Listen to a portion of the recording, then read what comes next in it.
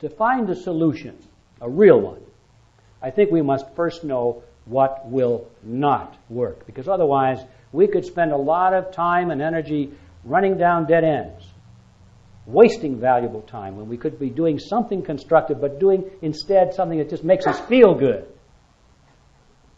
And to cover this, I think an analogy would be the best way to examine these different options. Sometimes I think we can see things more clearly in analogies than in real life, because in real life we're involved. We're committed. I mean, we're in the picture. But an analogy, well, that's something over there, and we can look at it more objectively. So let's create an analogy.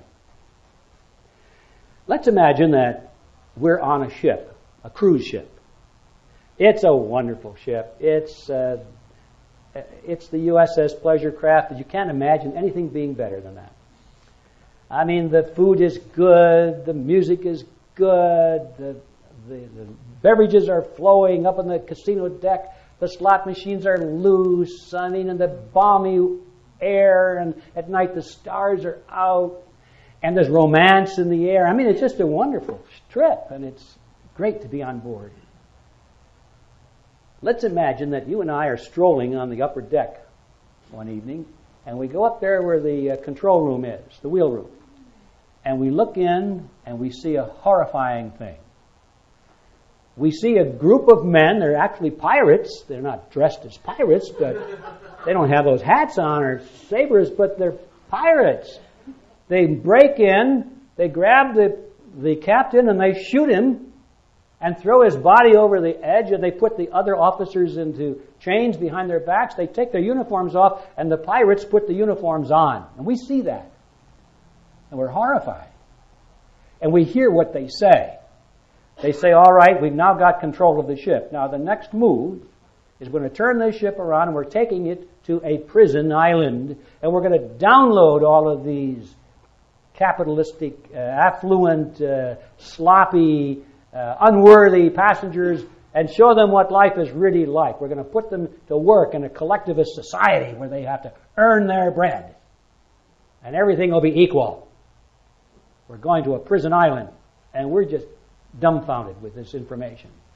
So what do? We rush downstairs, and the first thing, we break into the lounge, and we say, hey, everybody, you know what we just saw up there? We saw some pirates, and they took the captain, and they shot him in the head, and they're going to take us to a prison island. And everybody's looking at us like we're nuts.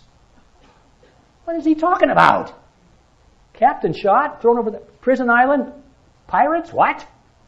Come on, call a psychiatrist, somebody, please.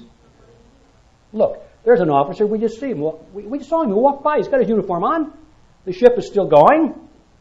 The band is still playing. Food is still good. Slot machines are still paying off. Everything is the same. Who wants to listen to us?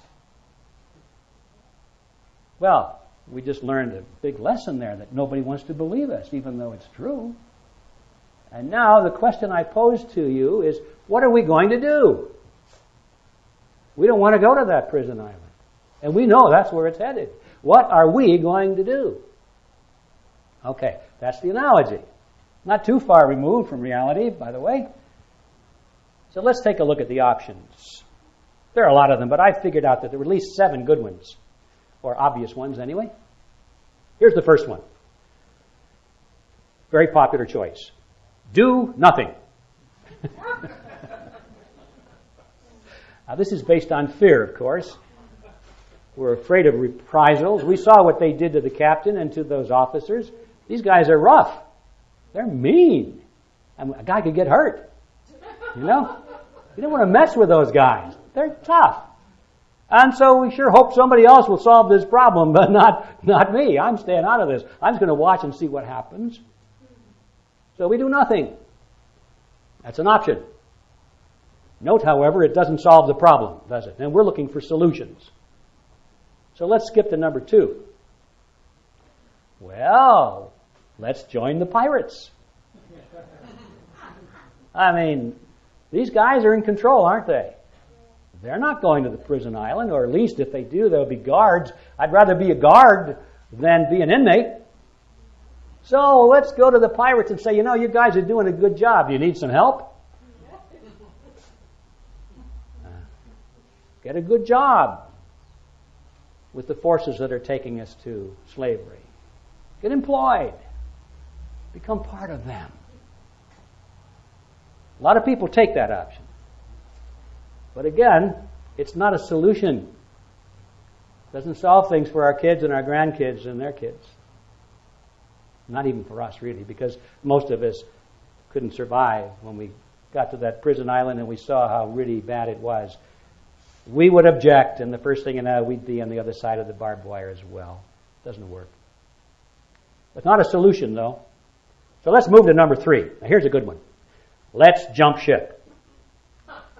Let's get off of this ship. This is a bad place to be. Let's get one of those life rafts and we'll go someplace where we don't have this problem.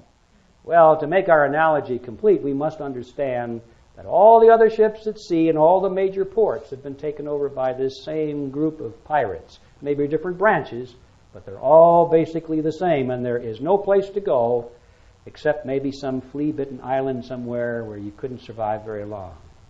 And even then, they probably eventually locate you.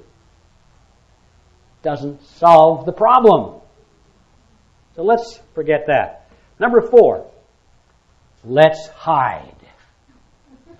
Let's drop out of the system. Maybe they won't find us if we take the number off of our stateroom. If we don't have a number, they'll never know we're on board the ship. Right?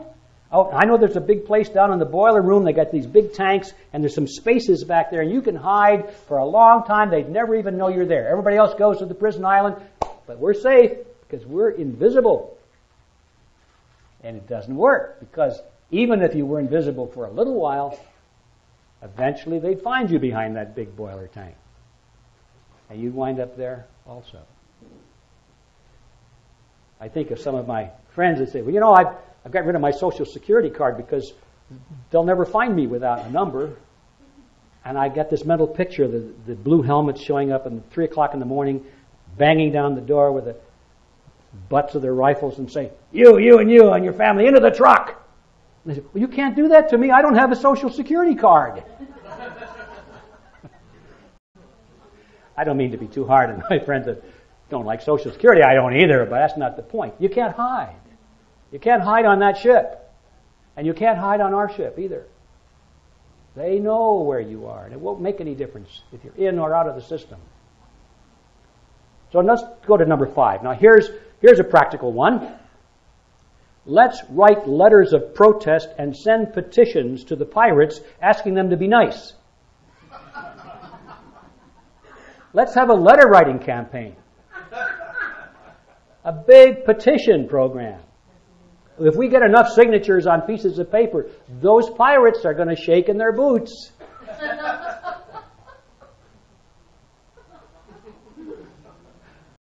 Well, they don't care. That's not going to do it at all. So if that's not going to work, how about number 6? Let's take them to court. Let's get a very good lawyer, which means an expensive lawyer, and we'll prove in court that they can't do that to us. It's against the Constitution, it's against the laws, and the courts will defend us. Surely they will. But we must recognize that on board this ship, the courts are controlled by the pirates. So that won't work. What does that leave, ladies and gentlemen? That's 6 out of the 7.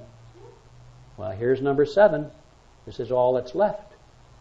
If we want to solve this problem, this is what we must do. We must organize a counter coup and recapture the ship. Now, that's enough to scare you to death. As I said before, these guys are tough. They're not going to like it if they see that we're trying to do that. But ladies and gentlemen, if we are serious about this, it's not just some kind of an armchair activity. We must recapture control of this ship, or there is nothing that we're ever going to do that's going to solve the problem. We must recapture control of the ship just the way it was captured from control of those who were its rightful owners in the first place. Now, how do you do that? How do you recapture a ship that's in the hands of a bunch of pirates, some very bad people, and people with great power? They've got all the guns. They've got the police force. They've got the courts. How are you going to do that? Well, we're going to do it the same way they did it. First of all, we must understand that cooperation is necessary. We can't do it one at a time. They didn't do it alone, one person or two people.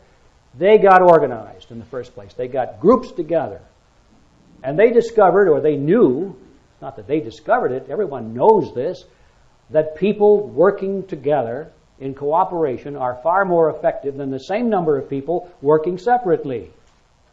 There's a squaring effect that takes place. I've seen it so many times in organizational work. Two people working separately, side by side, can accomplish the effect of two people. But if they join forces and work in concert, they can accomplish the same effect as four people separately. In other words, 2 times 2. 3 people working together can accomplish the effect of 9 working separately. 4, the effect of 16, and so forth. Just imagine the power that is available to a group even of 100 people who are organized and willing to work together. Or a group of 4,000 people, as we now have in the United States, in the CFR, who literally control and run the entire ship. But only 4,000 of them. And probably fewer than that at the inner core. The circle within the circle is far smaller than 4,000 people. But they do work together, and we also must do that. Secondly, we need international unity. That doesn't mean we have to surrender our allegiance and our love of national country, our love of country. Not at all. I don't think we're not talking about internationalism in that sense, but we are talking about international cooperation. People in other countries have the same problem. Our enemies are organized across national boundaries. We must seek the cooperation and support of people in all countries in the world. Our vision must be international in scope, while at the same time defending national sovereignty. 3, we need people who are activists, those who are willing to do more than just read about a problem or think about a problem or talk about a problem. People who are willing to devote a significant portion of their lives. Armchair patriots are useless in this struggle.